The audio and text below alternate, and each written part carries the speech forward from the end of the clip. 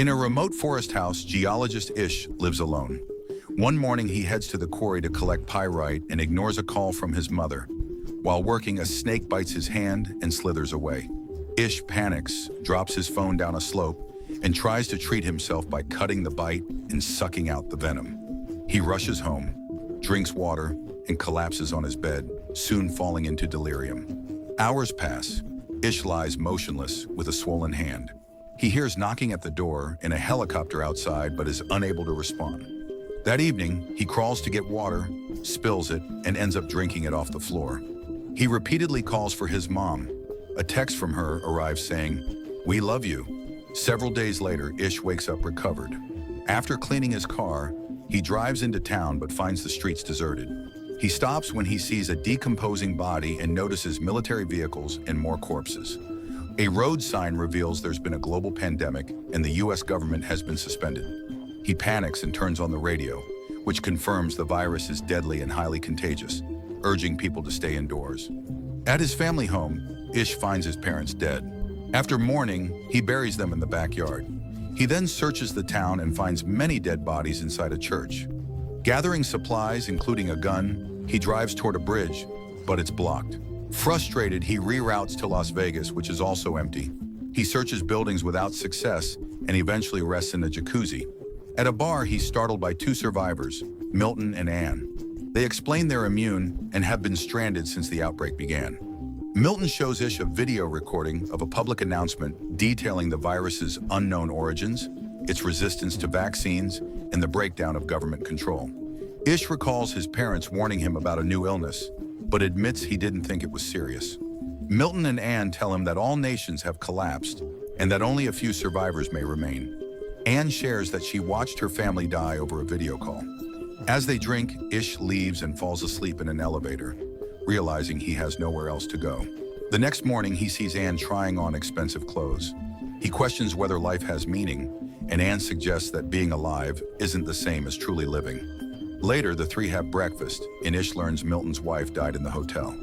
Ish tells Milton and Anne he plans to leave soon. Anne walks away upset. Milton tries to persuade Ish to stay, pointing out they have supplies and a working generator. He shows Ish a gun and explains that he and Anne made a pact to end their lives once food runs out. Ish argues that the country still has enough resources to survive, but Milton questions whether survival matters after losing everything. Before departing, Ish asks Anne to join him. She refuses but kisses him, prompting him to push her away. As he leaves, Ish hears two gunshots from inside. Driving recklessly, Ish nearly hits a dog but stops in time. He decides to keep the dog and names it Lucky. At a local library, Ish collects books on survival and returns to his old home with Lucky to start over.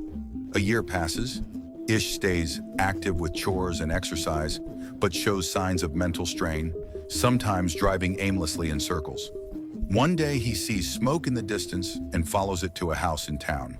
A woman named Emma appears on the roof with a gun, but lowers it after Ish explains his situation. She invites him in and shares food. They get along, and when Ish gets ready to leave, Emma suggests he stay the night. The next day, Ish convinces Emma to move in with him. He quietly removes a noose he had prepared during a low point. Emma notices rats have invaded the pantry, so they return to town for more supplies, ignoring the smell of decomposing bodies and rodent infestations. Days pass as Ish and Emma settle into a routine. They grow vegetables, fish for food, and see wild animals freely roaming the empty town. Emma cuts Ish's hair, and he begins building a chicken coop for their new farm. Over time, their relationship becomes romantic. When Ish's car runs out of fuel, he starts siphoning gas from abandoned vehicles and installs solar panels on the roof. One morning, he falls while working and injures his ankle. Emma helps him inside and cares for him, admitting she misses having other people around. Later, while Ish sleeps, Emma looks at old family photos and cries. Once healed, Ish resumes his projects. Emma reveals she's pregnant. Ish panics at the thought of raising a child in this world, but later searches the library for books on childbirth, dodging rats again. Months later, their farm is thriving with vegetables and chickens, but Emma tells Ish she needs more protein. Ish reluctantly hunts a cow, kills it, and butchers the meat following a guidebook. He stores the meat in a cooler and brings it home. Eventually, Ish finishes installing the solar panels and restores power to the house. allowing them to use the fridge again. Their relief is cut short when Emma finds a giant rat in the basement. She had to drown it since traps weren't effective. Looking outside, they see that hundreds of rats have swarmed the town and are approaching their house. Ish realizes the trash is attracting the rats. He runs outside to burn it while Emma shoots any rats that get close. Ish also has to burn the remaining cow meat. The rats keep coming, forcing the couple to retreat inside and seal every door and window. Emma pours bleach into the toilet to block another entry point. Suddenly, they hear Lucky crying. He's been left outside and is under attack. Ish rushes out, grabs the dog, and returns inside. Despite his speed, some rats slip in. Ish tries to shoot them but misses, so he resorts to beating them with his gun to kill them. Afterward, Emma treats Lucky's injuries. The situation makes Ish fear he might lose Emma during childbirth.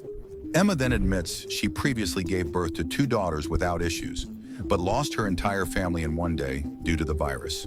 Months later, the rat infestation is under control, thanks to wildcats patrolling the streets. Ish and Emma unseal the house and return outside. That same day, Emma goes into labor. She realizes the baby's shoulder is presenting first. Ish tries to find a medical book for help, but Emma takes control and instructs him on repositioning the baby. They manage to turn it, and the birth proceeds without complications. They welcome a healthy baby girl. Feeling hopeful, Emma paints their address on a wall in town to invite other survivors. A stranger notices the sign from a distance. 6 years after the pandemic began, Ish drives alone and accidentally hits a lion. He prepares to put it down but sees someone watching from the woods. He chases after the figure and tries to stop her, but she resists. Ish backs off, saying he means no harm and that he has food and shelter. The girl runs away. When Ish returns to his truck, the lion is gone. He sees the girl has followed him. She accepts an apple and rides in the back of his truck. At home, it's revealed that Ish and Emma now have 2 children, Heather and Alex. They also live with 2 other survivors, Jorge and Maureen, and Emma is pregnant again. The group welcomes the girl, but she refuses to leave the truck or speak. Ish assumes she's suffering from PTSD. That night, the girl sleeps in the truck. The next morning, Maureen brings her breakfast. The girl is startled and knocks over the food. When she grabs Maureen's wrist, Maureen notices they share the same scars. She shows the girl more scars on her chest and offers her hair to touch, building trust. Maureen later tells the group that she and Jorge came after seeing Emma's sign. She convinces the girl to take a bath. Meanwhile, Ish and Jorge explore the woods and find 2 primitive cabins with graves behind them. Back at the house, Maureen looks through the girl's belongings. She finds disturbing drawings and a letter revealing the girl's name is Evie. When Maureen uses the name, Evie responds positively. She accepts clean clothes and a room inside the house. That evening, Maureen shares the letter. It was written by Evie's mother, who asked anyone reading it to care for her daughter.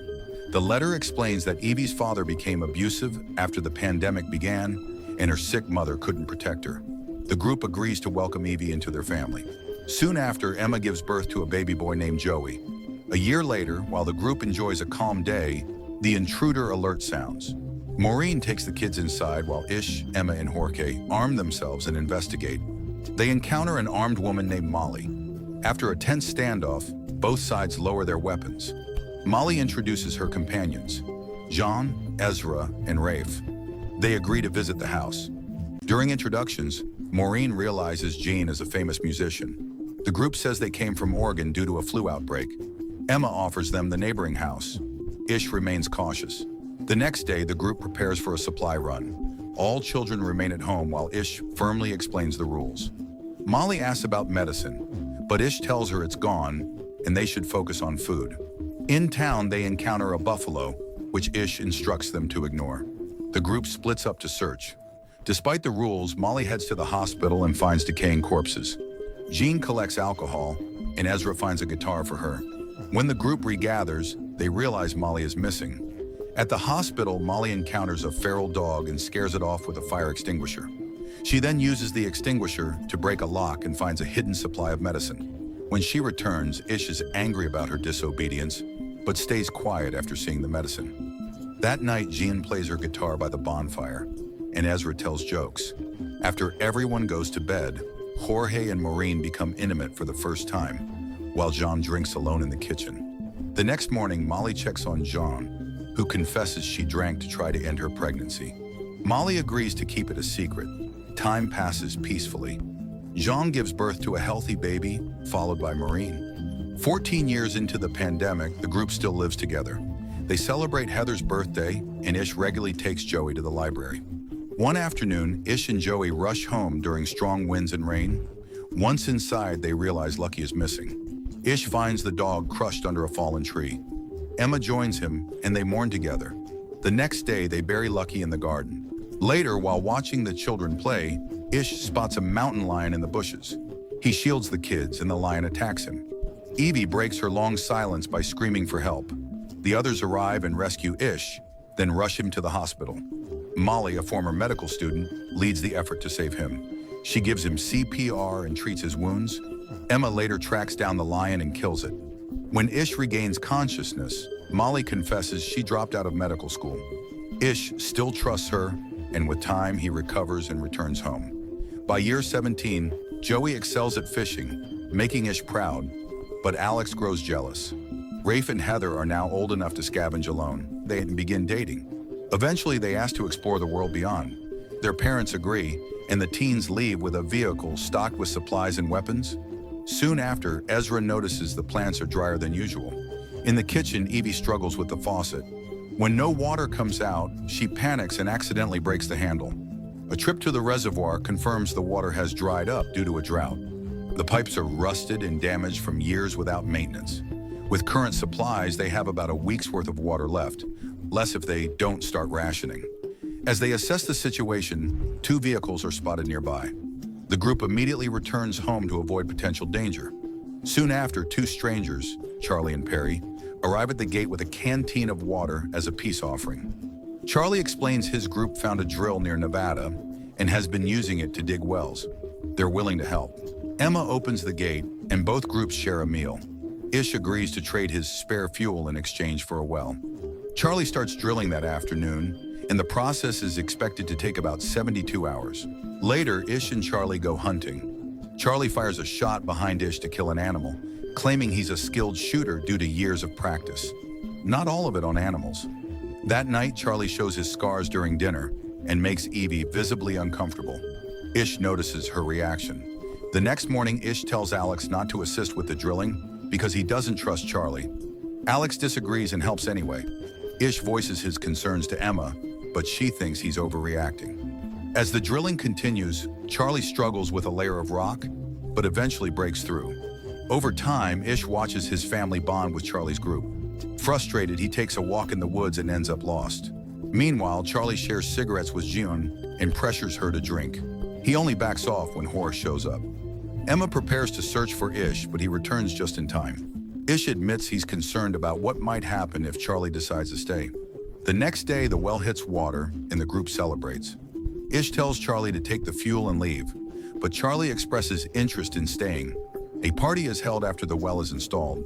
Emma asks Perry about their next move, but Perry says Charlie likes it here and might not want to leave. That night, Ish hears a scream and sees Charlie leaving Evie's cottage while Silas stands guard. Ish confronts Charlie, who returns to his RV without explanation. Perry is angry with him as well. Ish finds Evie crying in the cottage. Charlie assaulted her. The group holds a meeting and decides they can't let Charlie leave, fearing he'll return. Their only option is to kill him. An argument breaks out over whether Charlie's death was self-defense or murder. A vote is held.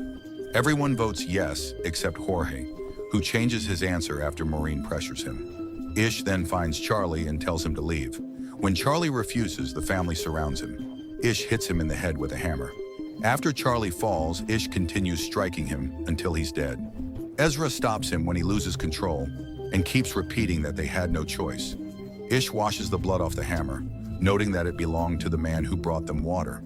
Emma comforts him and says he did what was necessary. The next morning, they throw Charlie's body into the ocean. The family tells Perry that Charlie is gone, but allows her group to stay. Perry understands what happened and is relieved, having also been one of Charlie's victims. They inform the rest of the group, and Silas gets angry, saying Charlie never changes plans. As Ish's group prepares for a possible conflict, Corey says it's good Charlie is gone, and the rest of the group agrees. Silas calls them cowards and leaves. Later, Alex asks about Charlie. Ish tells him Charlie is gone because he hurt Evie. Alex reacts badly. Silas returns asking to stay, claiming Ish was the only one brave enough to stop Charlie. Ish refuses, blaming Silas for guarding Charlie instead of warning them. 20 years after the pandemic began, the Earth shows signs of recovery. Joey and Corey work on a modified version of Da Vinci's flying machine, which is almost ready to fly. Everyone is excited except Alex, who remains resentful. That evening, Joey starts feeling sick, and Ish prepares a root-based remedy. During the night, Joey enters his parents' room drenched in sweat and collapses. Ish rushes to find Molly and discovers Corey and others are also sick. Molly suspects it's not a regular illness, but something linked to the original virus. As she and Ish argue about what to do, Perry arrives, also sick. Soon, everyone is helping Molly care for the infected. Still in denial, Ish tends to Joey and sees a vision of Charlie watching him. Ish spends most of his time by Joey's side, which frustrates Alex, who believes Ish wouldn't care as much if he were the one sick. Heather eventually returns home alone, revealing Rafe has died. Seeing her parents exhausted, she takes over watching Joey. Despite the passing days, Joey's condition doesn't improve. Ish, feeling guilty over Charlie's death, believes he's being punished. In desperation, he cuts a hole in the bridge barrier, large enough for himself and a bicycle. He crosses into the city, now overgrown with vegetation, and heads to the hospital. After forcing his way through locked doors, he gathers as much medicine as he can. During the search, he sees another vision of Charlie and is overwhelmed by guilt. On his way back, he stops at a chapel and prays, offering himself in Joey's place. Back at home, Heather recounts her journey.